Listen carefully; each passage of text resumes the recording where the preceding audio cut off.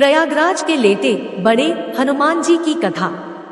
विविध जनश्रुतियां एवं कपोल कल्पित तथा मनगढ़ंत कथाओं के आधार पर कहानियां खड़ी होती रहती हैं। इनमें से कुछ तो सत्य होती है, किंतु कुछ का तो कोई आधार ही नहीं होता है।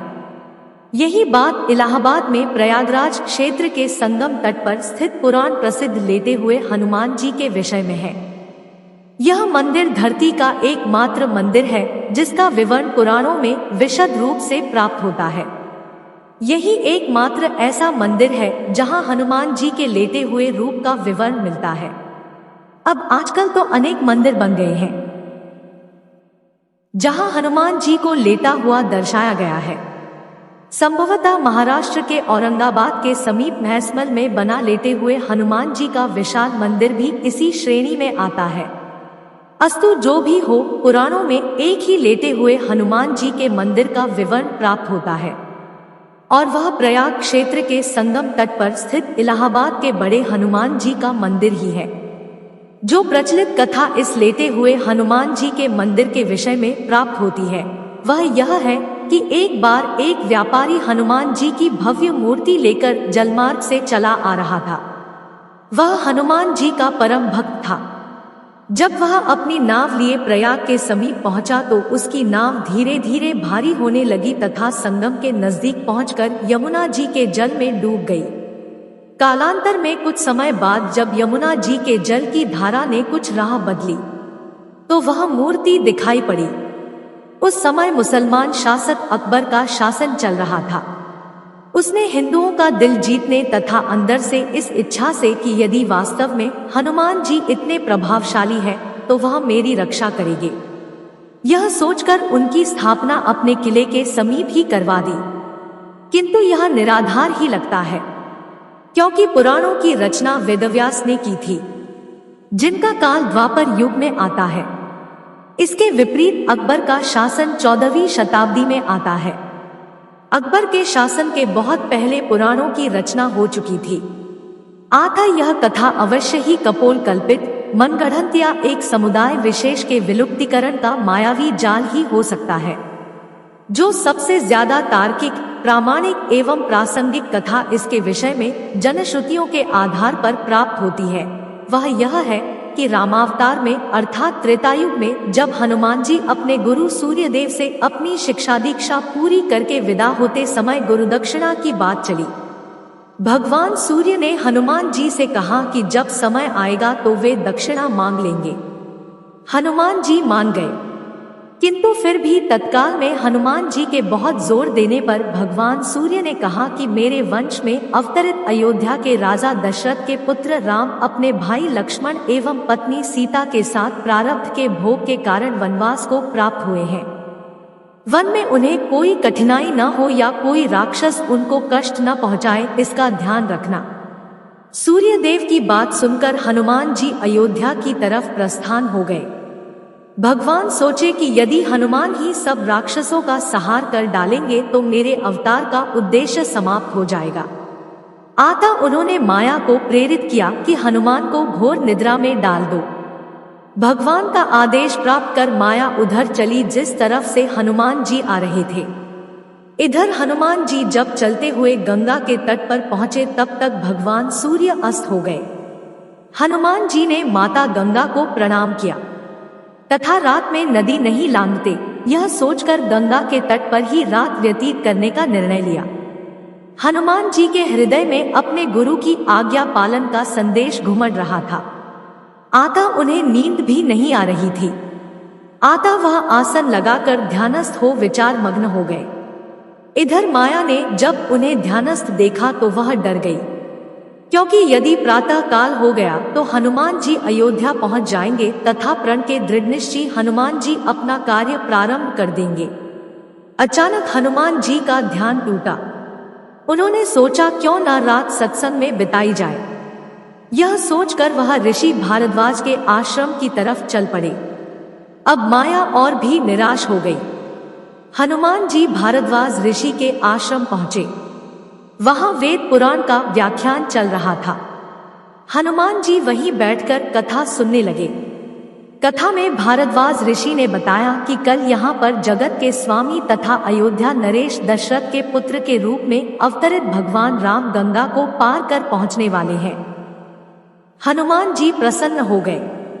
अभी उन्होंने गंगा पार कर अयोध्या जाने का विचार त्याग दिया तथा वहीं संगम के तट पर ही रहकर भगवान राम की प्रतीक्षा करने का निर्णय लिया। रात्रिकालीन आवश्यक कार्यों को पूरा कर हनुमान जी वहीं संगम के तट पर लेट गए और उन्हें नींद आ गई। इधर माया को अवसर मिला और उसने हनुमान जी को धर दबोचा। हनुमान जी घोर निद्रा में चले गए। इधर भगवान राम गंगा पार कर प्रयाग पहुंचे। उन्होंने हनुमान जी को सोते हुए देखा तथा उनको यह वरदान दिया कि इस सोए हुए हनुमान की मूर्ति के जो दर्शन करेगा उसे बिना किसी प्रयास के मेरी कृपा प्राप्त होगी। उस व्यक्ति को किसी तरह के भूत प्रेत या धोखा षड्यंत्र आदि का शिकार नहीं होना पड़ेगा। उसके सारे शत्रु स्वतः ही परास्त हो जाएंगे। इस तरह हनुमान जी को अमोघ वरदान देकर भगवान राम भारद्वाज ऋषि के आश्रम तथा अक्षयवट का दर्शन करते हुए आगे बढ़ गए। यह वरदान आज अक्षरशः सत्य हो रहा है। इस पुराण प्रसिद्ध सिद्ध हनुमान मंदिर का दर्शन निश्चित ही समस्त बाधा कष्ट अरिष्ट आदि को शांत करता है। इधर प्रातःकाल जब गंगा देवी ने देखा कि एक प्राणी उनकी तरफ ही पांव फैलाकर सो रहा है तो उन्होंने अपने आप को अपमानित महसूस करते हुए हनुमान जी को डूबो दिया। सूर्यदेव ने जब प्रातःकाल अपने शिष्य हनुमान की यह दशा देखी तो उन्होंने गंगा को शाप दिया कि तुम्हारा हृदय मैला है, जो अज्ञानवश तूने एक सीधे साधे प्राणी को दंड दिया। तेरा सम्मान करते हुए हनुमान ने रात में तुम्हारे ऊपर से होकर गुजरना अच्छा नहीं समझा और तुम दुर्बुद्धि उसे शाप दे बैठी।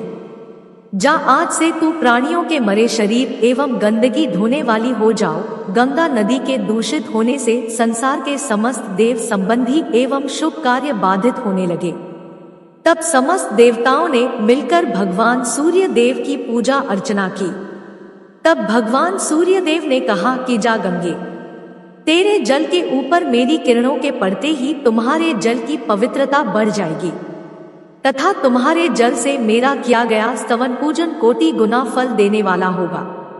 भगवान सूर्य के कहने पर गंगा ने कहा कि हनुमान चतुर्मास व्यतीत होते ही पुनः भगवान राम की सेवा में उपस्थित हो जाएंगे। तब तक हनुमान जी किष्किंधा पर्वत पर सुग्रीव की सेना में लगे रहे।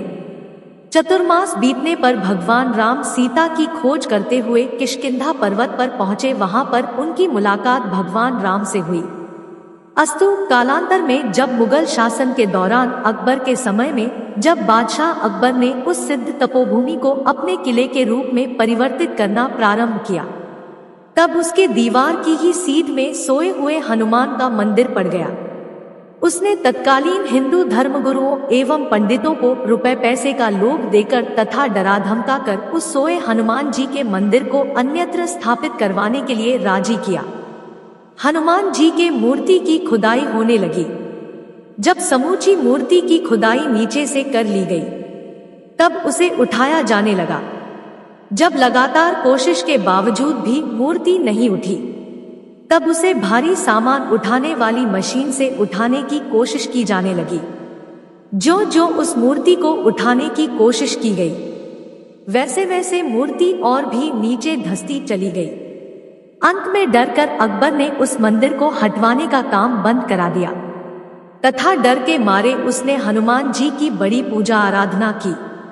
आज भी उसके उतने बड़े भव्य किले की दीवार हनुमान जी के मंदिर की तरफ टेढ़ी ही है।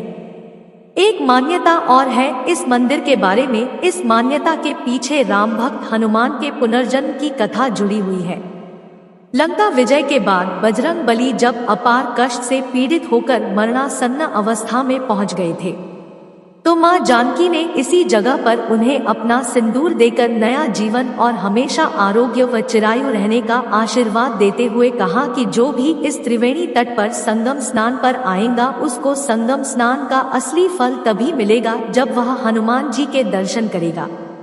यहाँ स्थापित हनुमान की अनूठी प्रतिमा को प्रयाग का कोतवाल होने का दर्जा भी हासिल है।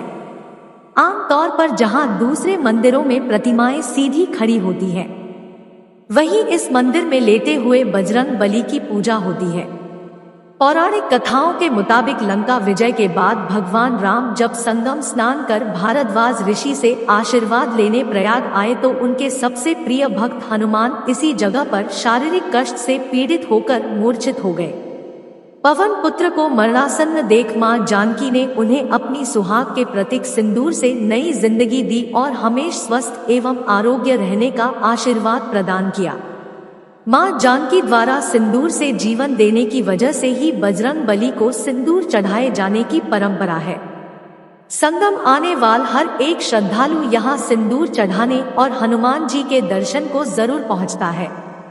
बजरंग बली के लेटे हुए मंदिर में पूजा अर्चना के लिए यूं तो हर रोज ही देश के कोने कोने से हजारों भक्त आते हैं, लेकिन मंदिर के महंत आनंद गिरी महाराज के अनुसार राष्ट्रपिता महात्मा गांधी के साथ साथ पंडित नेहरू, इंदिरा गांधी, राजीव गांधी, सरदार वल्लभ भाई पटेल और चंद्रशेखर आजाद जैसे तमाम विभूतियों ने अपने सर को यहाँ झुकाया, पूजन किया और अपने लिए और अपने देश के लिए मनोकामना मांगी। यह कहा जाता है कि यहाँ मांगी गई मनोकामना अक्सर पूरी होती है। आरोग्य व अन्य कामनाओं के पूरा होने पर हर मंगलवार और शनिवार को यहाँ मन्नत पूरी होने का झंडा निशान चढ़े के लिए लोग जुलूस की शक्ल में गाजे बाजे के साथ आते हैं। मंदिर में कदम रखते ही श्रद्धालुओं को अजीब सी सुखद अनुभूति होती है। भक्तों का मानना है कि ऐसे प्रतिमा पूरे विश्व में कहीं मौजूद नहीं है। इलाहाबाद में संगम के निकट स्थित यह मंदिर उत्तर भारत के मंदिरों में अद्वितीय है। मंदिर में हनुमान की विशाल मूर्ति आराम की मुद्रा में स्थापित है। यद्यपि यह एक छोटा मंदिर है, फिर भी प्रतिदिन सैकड़ों की तादाद में भक्तगण दर्शन करने आते हैं। जय श्री राम। ऐसी ही और वीडियो के लिए हमारे चैनल को सब्सक्राइब करें। धन्यवाद।